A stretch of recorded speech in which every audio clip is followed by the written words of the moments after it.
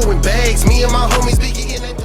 All right, how you doing today, bud? Good, I'm doing great, man. That's what's up, man. Well, good to have you out here, man. I appreciate you for taking your time for doing this. Well, I appreciate much you. respect, much respect. So I just got a couple questions for you. You ready for me? Yeah, for sure. All right, cool. So first off, what's your name?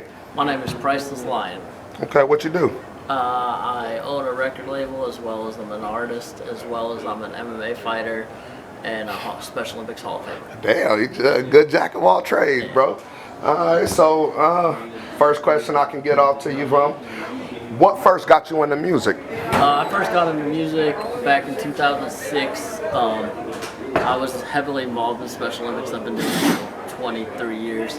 And Special Olympics hasn't had a song for themselves, so I wrote a song and performed it. That's pretty dope, bro. First Special Olympics national games in front of 10,000 people in Ames, Iowa. Word? Yeah. Big ups to that, man. That's really dope, man. How did that turn out? Great. From there, I was able to tour around the nation, sharing my story with a lot of other people with disabilities, and was able to travel a bunch of different cities doing their opening ceremonies. And since then, been able to travel around 403 different countries, multiple different states, and being able to show that everybody has a voice, and the ones that don't have voices, they get hope that they can have voices. Understood. That makes sense, man. I got a deaf older brother. I know it's fluent sign language, so I definitely understand about the people without voices. I tend to think I talk for them, you know what I mean? Yeah. How would you describe the music that you create? I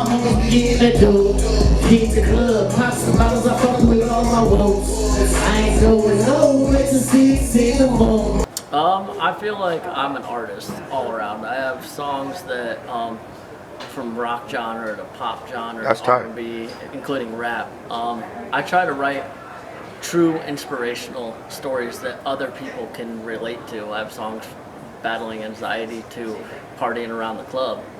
Again, I just want to make sure that people know that being different is okay and it's not a bad thing. I mean, I think that's pretty dope. What's your creative process for all that?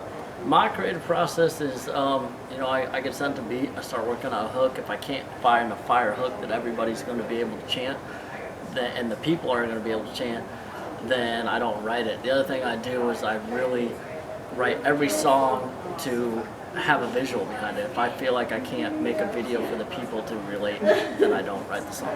I understand that. So let me ask you another question. If you could go right now and open up for any artist, who would it be? Machine Gun Kelly. Dope. I like that, dude. Why? I like because his energy is huge. He's very about his audience. He's very about the fans. And I like the fact that he went from one genre to another. I mean, his newest album that's, alternative is, you can really see that that's what he's always wanted to do. Word. I could dig that. So, where all have you, well, let me see this. How do you feel personally that the internet, what influence does the internet have on the music situation now? For me, it's like a double-edged sword, because it's getting, local artists and smaller artists out there and be able to see the world. But at the same time, it's harder. Back in the day, we were able to sell CDs and everything, and now everybody's got their phone. It's right here. Right. So in a way, it's good and bad. It's bad as far as not being able to have all the album sales, etc. But it's good because you can walk up to someone right at the show or right at the club and just be like, "Hey, open." Everybody has, Apple Music or Spotify or even YouTube, and they can see your music right away. You're right about that. We're right about that. So, you got a favorite artist? Favorite artist of all time? All time. Would have to be Michael Jackson.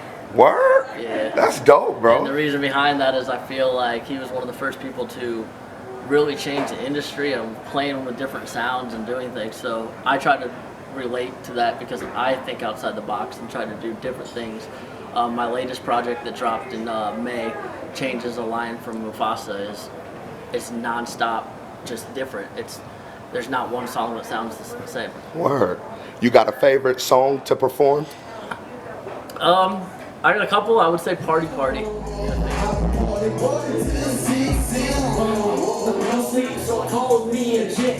I'm headed to Arizona. internet, some music fits, but I ain't living greedy. I'm just living like a beauty. So I touch out in the city, cause it's time to get lit. The fans really love that.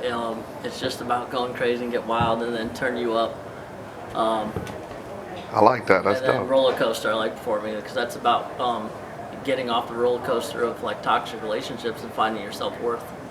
Word. So what does music do for you? Does it take you away? Is it like a mental crutch for you? Like, what does it do? Music saved my life. I can say that, whether it be That's very performing music, inspirational.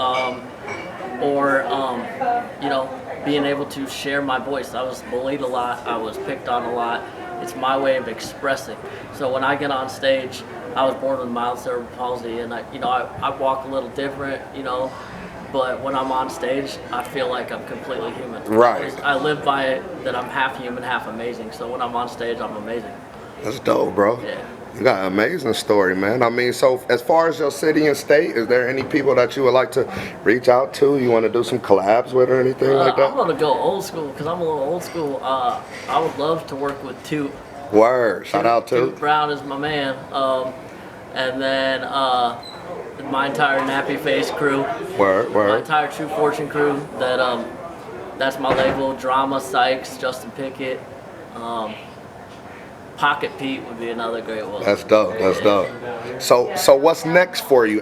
What's next for you as far as the music's going on right now? Oh, man, I've been doing it for 14 years. I've traveled around the world. I've traveled around the country, came back to my home.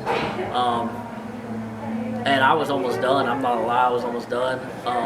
Thanks to Devin and NappyFace Entertainment. Shout out, Dev. Shout out Devin. Shout out NappyFace. Shout out the whole Facts, crew. facts. They brought the love back, man, and I'm just getting started up. We got some big things I really can't talk about coming in 2020. I'm gonna do a festival.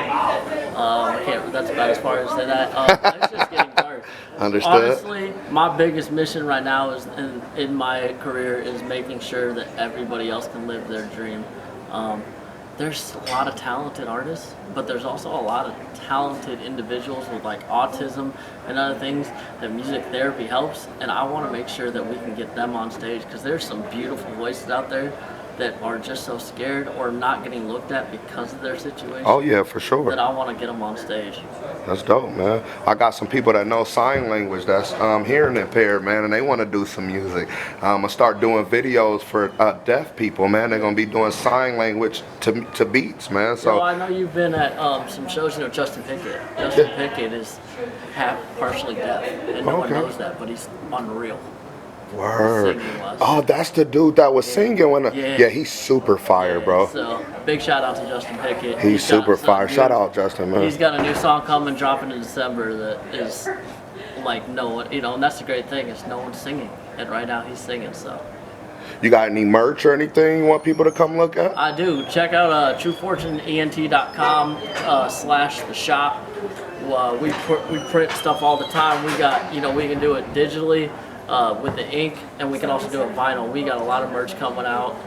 I got a new line coming out with Priceless line and True Fortune, and we also have our own True Fortune merchandise coming out. All right. So right now, another quick question: if it wasn't for music, what would you be doing?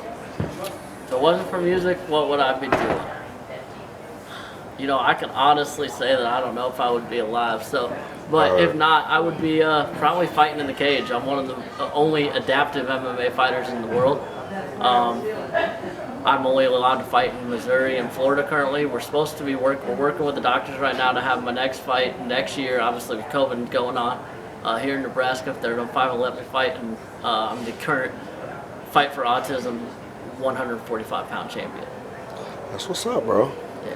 Big ups, man. So thank you again, man. I just, from me, thank you, for just coming and allowing me to take some time out just to share your story, man. I just believe in your success. I wish blessings on your success and your future, man. I hope everything goes good, all the plans fall in line for you, and you just keep striving and doing your thing, bro. Well, I appreciate you. I appreciate One Corny family, and I appreciate all of Omaha, Nebraska, because if it wasn't for Omaha, Nebraska, and it wasn't for all of you guys watching this, I wouldn't get to do what I do.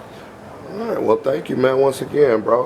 Appreciate Shit, you. ready to get it in and do some open mic music then, man. We're going to hear some, We're man. going to perform Party tonight. All right, cool. Well, once again, YouTube over and out. Appreciate you, bro.